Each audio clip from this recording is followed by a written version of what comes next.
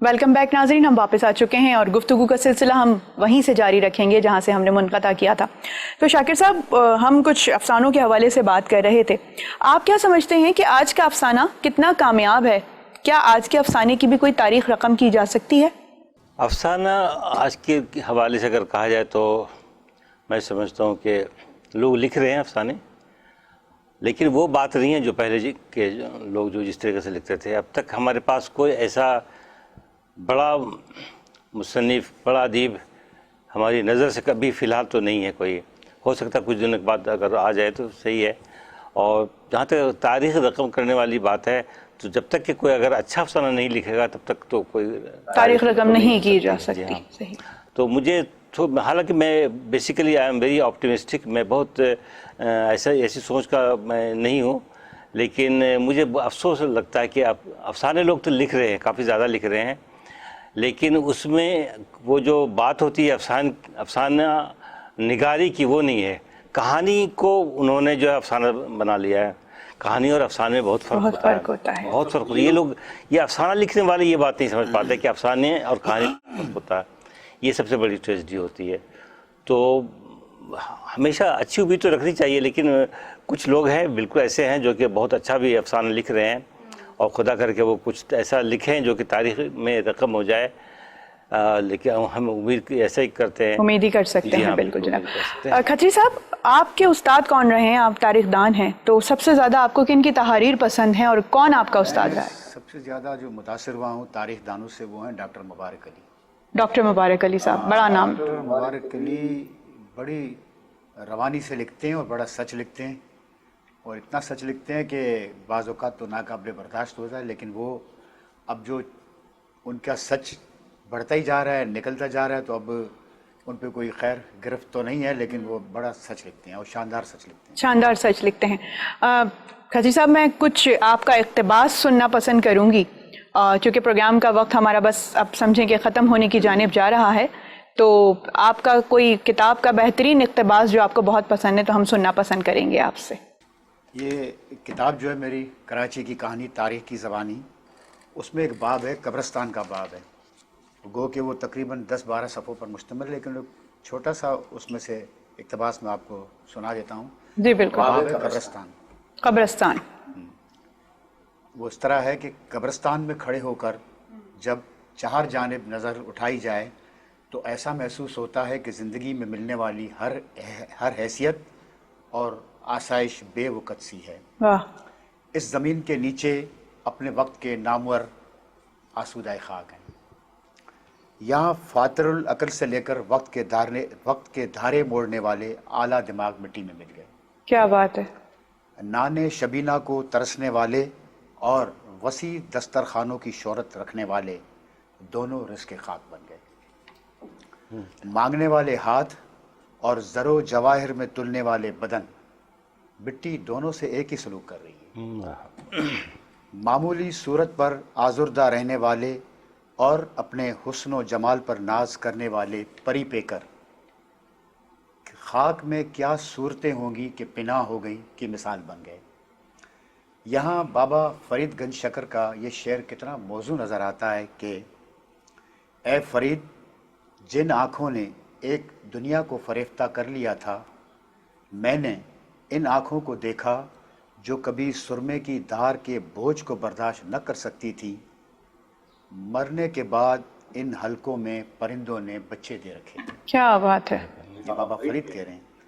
اور پھر آگے زندگی اور موت کے فلسفے کو تھوڑا سا میں آگے لے جا رہا ہوں، وہ یہ ہے کہ لگتا ہے زندگی موت کے فلسفے کو نہیں سمجھ سکی، اور موت نے اپنی خوبصورتی کے در زندگی پر واہ نہیں کیے۔ دونوں دریا کے دو کناروں کی طرح ایک دوسرے سے بے خبر بہتے چلے جا رہے ہیں۔ کیا بات ہے۔ کیا آپ نے خوبصورت انداز میں قبرستان کی عکاسی کی ہے کہ زندگی کی سب سے بڑی حقیقت تو موت ہی ہے نا، موت ہی ہے، لیکن انسان اسے بھول کے بیٹھا ہے۔ کیا بات ہے۔ شاکر صاحب، آپ سے بھی میں گزارش کرنا چاہوں گی کہ کچھ اچھا سا اقتباس ہو جائے، ہمارے سامعین اور ناظرین آپ کو سننا چاہیں گے۔ یہ میرے ناول دھواں سے کچھ اقتباسات ہیں۔ بالکل۔ میں ایک اونچے ٹیلے پر کھڑا ہوں آسمان سے قریب، میرے اور آسمان کے بیچ صرف ہوا ہے اور ڈگمگاتے ہوئے سفید بادل اور کچھ موہوم سی تمنائیں. وہ جب اوپر آتا ہے میں نیچے چلا جاتا ہوں. اس کی جگہ پر ندی کنارے میں پھر اسے دیکھتا ہوں اور وہ پھر چھوٹا نظر آتا ہے، نشیب والوں کی طرح غیر معتبر اور مایوس. میرے والد کی آنکھوں میں میری ماں کے لیے ایک غیر شعوری پرستش ہوتی ہے، ایک ایسے سرور کا لمحہ جس کی بلندی پر جا کر وہ خود فراموشی کے سمندر میں ڈوب جاتے.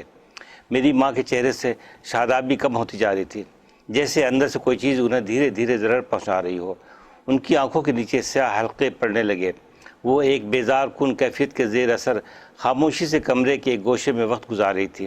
وہ حواس باختہ سی کسی اندھیری دنیا میں خود کو دفن کر رہی تھی، خود سے بے نیاز، اپنی ظاہری حالت سے بے پرواہ.